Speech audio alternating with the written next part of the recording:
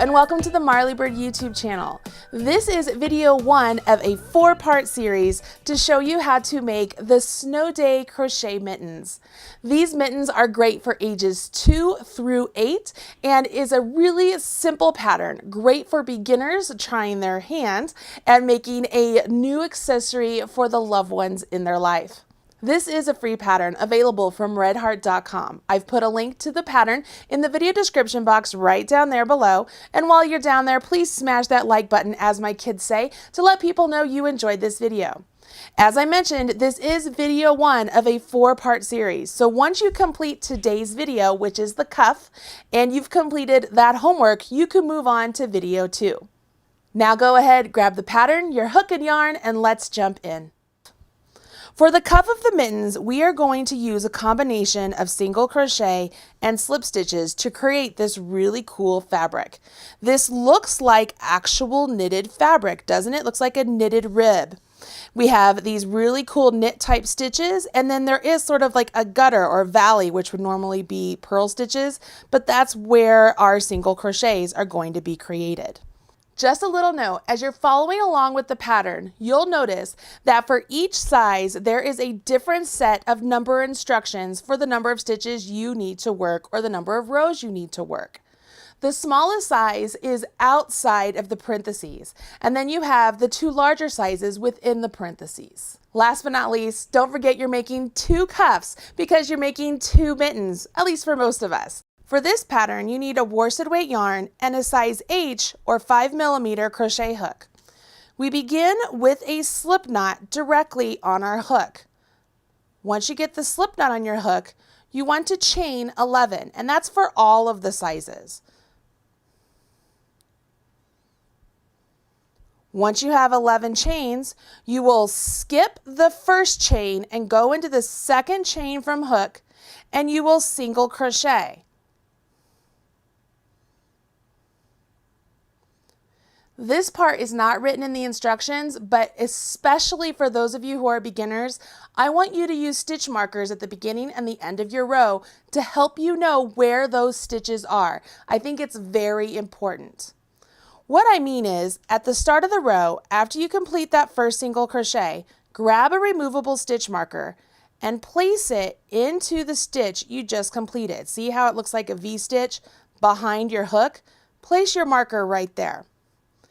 Now we'll go ahead, go to the next chain, and work another single crochet. We'll do this all the way down the row, and at the end, we'll have a total of 10 single crochets. Once you complete your final single crochet, you've completed the first row. This is the right side of your fabric. That will be apparent as you're going along, but it's something to make note of right now. Typically, when you work to the next row, you chain a number of stitches and then turn. For this particular stitch pattern, you do not chain. We will simply turn our work for this row. On row 2, we are going to work slip stitches into each single crochet all the way down. And when we work these slip stitches, we are going to go into both loops of that single crochet. So I have just turned my work, take my hook, go into that first single crochet, yarn over, pull up a loop, and this is very important. Make sure your hook is parallel to your actual single crochets you just completed. What that does is it pulls up this loop you just pulled up, and it makes it the same height as the loop that's on your hook. What this will do is when we pull that new loop through the loop on our hook, we will not be making those slip stitches really tight, making it almost impossible for us to work into them. We want to keep them nice and loose and consistent. So by pulling our hook up in that manner, we will be doing so. We're also going to add another stitch marker to the stitch we just completed. So that slip stitch we just made, I want you to take another stitch marker and place it into that stitch you just completed, that slip stitch. Okay, this one's very important. If you don't do this one over here, please do this one over here. It will help you out so much. Now we'll go to the next single crochet, yarn over, pull up a loop, make sure your hook is parallel, and then pull that loop through. Do not, I repeat, do not give yourself an extra pull. Once you pull that through, don't give it a pull like that. Don't do it, because you need some slack there, okay? You want to keep that stitch nice and loose. Go into the next, yarn over, pull up, make sure it's parallel, and pull through. You will thank me if you do it in this manner. It'll make it so that these slip stitches are not absolutely impossible to get into. So make sure you're doing this all the time, okay? We work these slip stitches all the way down the row. You will know you're at the end of the row when you reach that first stitch marker. That's what it's there for. It's there to let you know that that's the last stitch of your row. It's very important. Once you pull that through, at this end, before we go to the next row, we will do a chain one. So we chain one and turn. You could also turn and chain one. It doesn't matter. Now, this is where it gets a little bit tricky. You can see we have a nice series of what look like V-stitches right here from where we created the slip stitches that are showing up on the opposite side. We do not want to interrupt these stitches over here. We want to make sure we're working our single crochets into all of those V-stitches on that side. Can you see how it looks like there's a row of V-stitches there and then a row of V-stitches right here? See how these ones look like they're kind of like heart shapes going this way, and these ones look like, if I can make it not turn, heart shapes going this way. We want to make sure we go into these ones. So here's how I do it.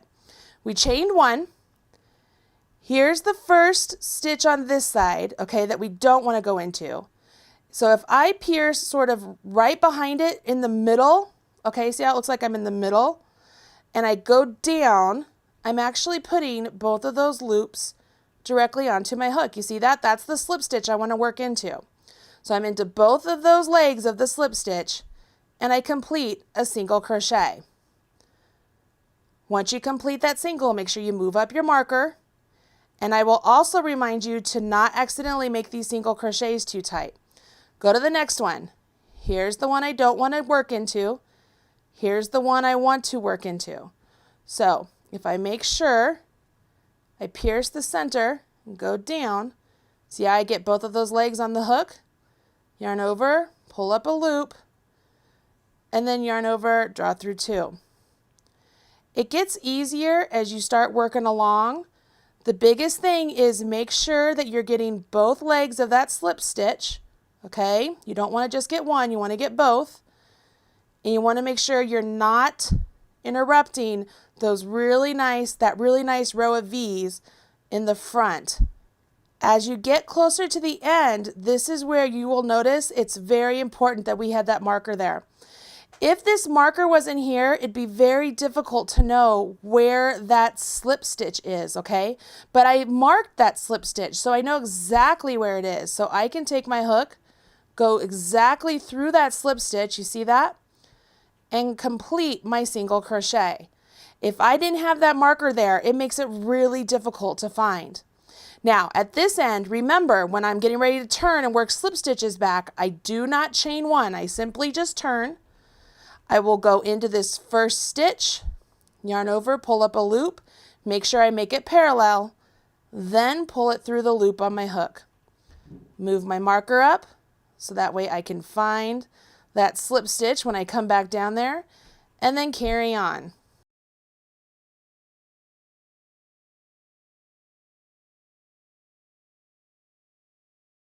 As you're working along, don't get overconfident and think that you don't need to make this hook parallel to make the stitches nice and loose.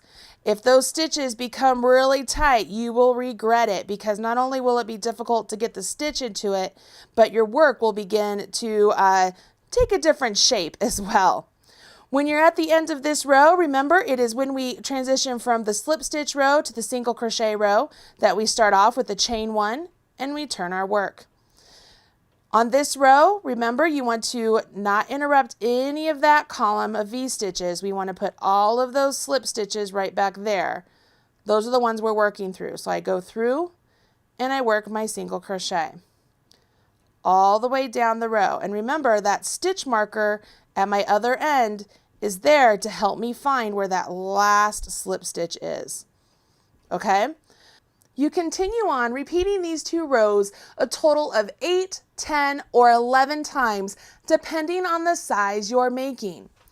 Once you've reached the number of times for the size you're making, you will then have to join this so that way it becomes a cuff.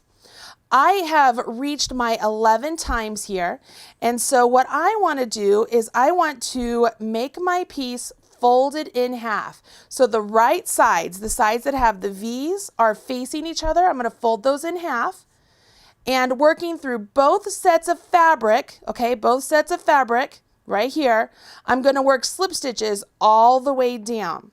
So I will go ahead and work through this first, and then this is the loop right back here. That's the loop that I had remaining from my first chain row, and I'm just going to pull a loop through and then through. Go through this one and that one and just do slip stitches. Again, I want to make sure they're not super tight, so make sure that you are coming up parallel so it's not really tight, okay? You should see where the stitch you're working into from the single crochet side will match up perfectly to that free loop remaining from your foundation chain that you did. And I'm just working slip stitches all the way up.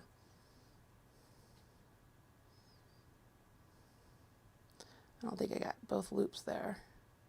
There we go. Make sure you grab both of them. It will be noticeable if you don't. And it's my last one. Come up. Once you've completed all of the slip stitches to join the cuff and the round, we want to go ahead and make it so the cuff is right side out.